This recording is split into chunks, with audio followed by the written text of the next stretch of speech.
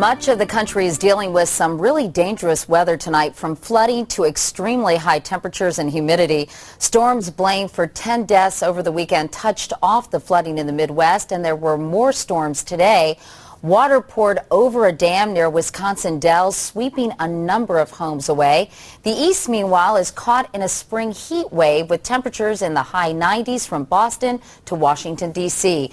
Richmond, Virginia, by the way, hit 100. We'll begin, though, with those floods. We have a team of correspondents from CBS stations in the flood zone. First, Wisconsin.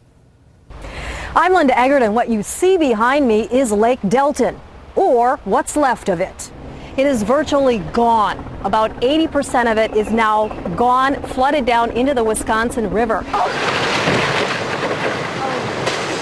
It was absolutely unbelievable. This is like a rapids ride here. It took out a huge chunk of County Highway A, probably 100 to 200 feet wide, 50 feet deep. I mean, it literally just tore through and raced through, taking about 4 homes with it. Now, this is not a dam failure problem.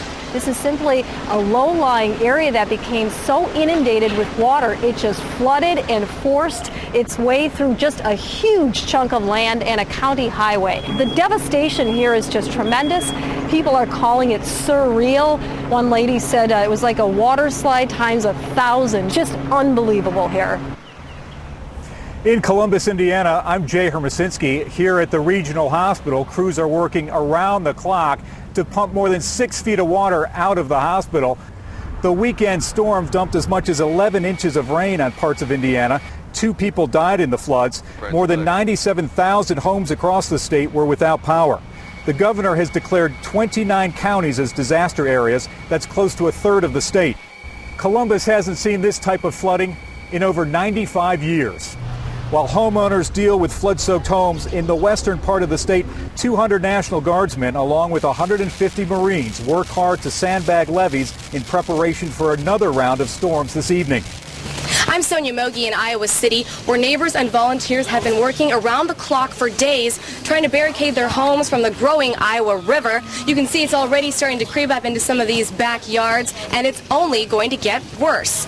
In the floods of 1993, boats were some of the only ways people could get around, and now much of the property that's around the river belongs to the University of Iowa, which is having to relocate many of its classes. In Iowa City, I'm Sonia Mogi for the CBS Evening News.